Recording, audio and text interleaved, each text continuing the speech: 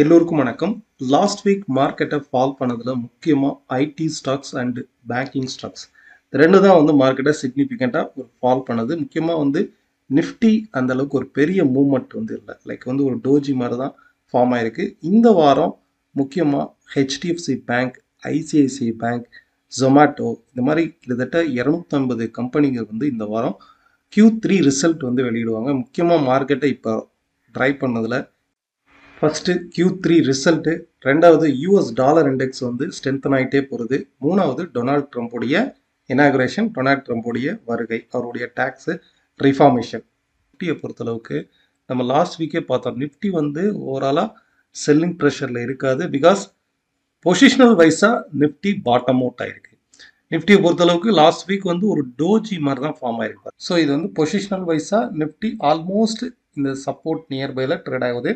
But இன்ட்ராடேல இன்னுமே மார்க்கெட்டை க்ளோஸாக நம்ம வாட்ச் பண்ணும்போது, ஹவர்லிலேயோ இல்லை 30 மினிட்ஸ்லேயோ வாட்ச் பண்ணும்போது, ஆஃப்டர் ஒரு நல்ல ஃபால்க்கு அப்புறம், கிட்டத்தட்ட லாஸ்ட் ஒரு 10 டேஸ் ஃபால்க்கு அப்புறம் ஒரு 2 to 3 டேஸ் லாஸ்ட் வீக் ஃபுல்லாகவே இந்த ஒரு சைட்வேஸ் மார்க்கெட்டில் தான் ட்ராவல் ஆச்சு. ஓகே, இந்த சைட்வேஸ் மார்க்கெட்டில் லைக் ஒரு பேட்டர்ன் மாதிரி ஃபார்ம் ஆயிருக்கா? ட்ரெடிஷ்னலாக நீங்கள் ப்ரைஸ் ஆக்ஷனுங்கிறது ஒரு பேசிக்ஸ் தான். இந்த ப்ரைஸ் ஆக்ஷன்லே இந்த ஒரு பேட்டர்ன் ஃபார்ம் ஆயிருக்கா? இந்த பேட்டர்னுடைய டவுன் சைடு பிரேக் அவுட் ஆயிருக்கா? Okay, downside break out ஆகி பிலோவில் தான் சஸ்டெயின் ஆகுது. ஈவன் தோ இப்போ right now SGX Nifty 55 points க்ரீனில் இருக்குது. But even though market completely reversal அப்படின்னா இந்த ப்ரீவியஸ் இந்த பேட்டர்ன் எல்லாம் பிரேக் பண்ணிட்டு மார்க்கெட் மேலே ரைஸ் ஆகணும். ஸோ தட் அப்சைடு, அதாவது 23,400க்கு மேலே ரைஸ் ஆகும்போது மட்டுமே இது டபுள் பாட்டம் எடுத்து ரிவர்சல் ஆகுது அப்படிங்கிறத நம்ம எடுத்துக்கலாம். At present right now fall ஆகிறதுக்கான பாசிபிலிட்டிஸ் தான் அதிகம். டுவோர்ட்ஸ் 22,950 அண்ட் 22,850 வரைக்குமே இந்த ஃபால் கண்டினியூ ஆகலாம். அதாவது நிஃப்டியை பொறுத்தளவுக்கு 23,400க்கு பிலோவில் ட்ரேட் ஆகிட்டு இருக்கிற வரைக்குமே ஷார்ட் டேர்மில் under the selling pressure towards 22,950, 22,850. Okay, because of இந்த சைட்வேஸ் மார்க்கெட் பிரேக் அவுட் ஆகிருக்கு. சேம் நீங்கள் பேங்க் நிஃப்டி எடுத்திங்கனாலும் ஆஃப்டர் நல்ல ஃபால்க்கு அப்புறம் இந்த இடத்துல ஒரு பவுன்ஸ் பேக் ஆகிருக்கா? இந்த பவுன்ஸ் பேக் லைக் ஒரு டெம்பரவரியான கரெக்ஷன் தான். இந்த டவுன்ஃபால்க்கு ஒரு ப்ராஃபிட் புக்கிங் நடந்திருக்கு. அகைன் இந்த ட்ரெண்டு ஃபர்தராக டவுன் சைடு கண்டினியூ ஆகிறதுக்கு தான் பாசிபிலிட்டிஸ் இருக்குது. ஸோ பேங்க் நிஃப்டியை பொறுத்தளவுக்கும் இந்த ப்ரீவியஸ் ஹை இருக்கு இல்லையா, அதாவது 49,800 இதுக்கு மேலே ரைஸ் ஆகும்போது மட்டுமே ட்ரெண்டு ரிவர்சல், ட்ரெண்டு அப்சைடு நம்ம எடுத்துக்கலாம். ரைட் நோ பேங்க் நிஃப்டி கூட downside pressure, selling pressure தான் இருக்குது. இனிஷியலாக 47,500ங்கிறது இந்த டவுன்ஃபாலோடைய ஃபஸ்ட்டு சப்போர்ட்டாகவும், ஃபர்தராக 46,900ங்கிறது செகண்ட் சப்போர்ட்டாகவும் இருக்கும். ஸ்டில் நோ இது டவுன் சைடு தான். இன்கேஸ் ஒரு கேப் அப் ஆனால் கூட இந்த ரெசிஸ்டன்ஸ் இருக்கு பாருங்கள், இங்கேருந்து ரைஸ் ஆகுது பார்த்தீங்களா? லாஸ்ட் வீக் ஒரு 2 டேஸ் இந்த சைட்வேஸில் தான் ட்ராவல் ஆகிருக்கு. வித்தின் இந்த சைட்வேஸில் தான் ட்ராவல் ஆகிருக்கு. அப்போது இன்கேஸ் கேப் அப் ஆனால் கூட இந்த ரெசிஸ்டன்ஸ்லேருந்து திரும்பவும் மார்க்கெட் கீழே ஃபால் ஆகலாம். நீங்கள் வாட்ச் பண்ணி பாருங்கள். வித்தின் 49,800க்குள்ள வரைக்கும் அண்டர் தி செல்லிங் ப்ரெஷர் தான் பேங்க் நிஃப்டியை பொறுத்தளவுக்கும். சேம் சென்செக்ஸை பொறுத்தளவுக்கும் ஒரு நல்ல ஃபால்க்கு அப்புறம் இந்த இடத்துல சைட்வேஸ் மார்க்கெட் தான் ட்ராவல் ஆகிருக்கு. இந்த சைட்வேஸ் மார்க்கெட்டில் இதுக்கு மேலே மார்க்கெட் ரைஸ் ஆகலையே. இப்போ இந்த இடத்துல பாருங்கள், வால்யூமும் கம்ப்ளீட்டாக நேரோவாக ட்ரேட் ஆகிட்டுருக்கு. இந்த மாதிரி ஒரு டெம்பரவரியாக ப்ராஃபிட் புக்கிங் பண்ணக்கூடிய இடத்துல தான் இந்த மாதிரியான ஒரு ஸ்ட்ரக்சர் ஃபார்ம் ஆகும். இது பிரேக் அவுட்டும் ஆயிருக்கு, அகைன் ரீடெஸ்ட் ஆயிருக்கு. இன்கேஸ் மார்க்கெட் கீழே ஃபால் ஆகும்போது 76,000ங்கிறது இமீடியட்டான சப்போர்ட் ஆகும். ஃபர்தராக 75,600 வரைக்குமே இந்த ஃபால் கண்டினியூ ஆகலாம். வித்தின் இந்த ஜோன், இந்த ரெசிஸ்டன்ஸ்க்குள்ளே இருக்க வரைக்கும், இன்கேஸ் கேப் அப்பாக ஓப்பன் ஆனால் கூட வித்தின் இந்த ரெசிஸ்டன்ஸ் ஜோனு உள்ளே இருக்கிற வரைக்குமே மார்க்கெட் அதாவது செல்லிங் ப்ரெஷர் தான். நம்ம கண்டக்ட் பண்ணக்கூடிய online class next batch December 18லேருந்து ஸ்டார்ட் ஆகும். அண்ட் லைவ் மார்க்கெட்டில் இருக்கக்கூடிய லைவ் கிளாஸஸ் ஜனவரி 6லேருந்து நெக்ஸ்ட் பேட்ச் ஸ்டார்ட் ஆகுது. One day technical workshop வந்து ஜனவரி 12th வந்து ஸ்டார்ட் ஆகும். இன்ட்ரெஸ்டட் பீப்புள் கீழே ஸ்க்ரோல் ஆகிற அந்த நம்பருக்கு காண்டாக்ட் பண்ணுங்கள். ஒரு கன்க்ளூஷனுக்கு வருவோம். Major index Nifty, bank Nifty, Sensex இது மூணுமே வந்து ஒரு நல்ல ஃபால்க்கு அப்புறம் ஒரு கன்சால்டேஷன். இந்த கன்சால்டேஷனுமே டவுன் சைடு பிரேக் அவுட் ஆயிருக்கு. அப்போ ரைட்னோ வந்து இந்த ட்ரெண்டு டவுன் சைடு ட்ரெண்டு ஃபர்தராக கண்டினியூ ஆகிறதுக்கு பாசிபிலிட்டிஸ் இருக்குது. பட் ஓவராலாக பொசிஷனல் வைஸாக நிஃப்டி எடுத்துக்கிட்டிங்கன்னா 22,900 22,850ங்கிறது ஒரு மேஜரான சப்போர்ட் லெவலாக இருக்குது. இங்கே இது வரைக்கும் ஃபால் ஆகி அகைன் ரைஸ் ஆகலாம். ஓகே, ஸோ இனிஷியலாக மண்டே ஆர் டியூஸ்டே வந்து மார்க்கெட் இறங்கிறதுக்கான பாசிபிலிட்டிஸ் இருக்கு. இன்கேஸ் நாளைக்கு வந்து ஒரு 50 பாயிண்ட் வந்து நிஃப்டி கேப் அப்பாக ஓப்பன் ஆனால் கூட அப் டு 23,400 வரைக்குமே under the selling pressure sideways down ட்ரெண்டாக தான் ஆக்ட் ஆகும். ஃபைன். செக்டார் வைஸ்ன்னு நம்ம நெக்ஸ்ட் வந்து பார்க்கலாம். செக்டார் வைஸ்ன்னு பார்க்கும்போது அதிக செல்லிங் ப்ரெஷரில் இருக்கிறது முதல்ல பார்த்துடலாம். நம்ம ஆல்ரெடி பார்த்துருந்தோம் லாஸ்ட் ஒரு 2 வீக்ஸாக ரியாலிட்டி இண்டெக்ஸ் வந்து ஒரு head and shoulder formation form ஆயிருக்கு.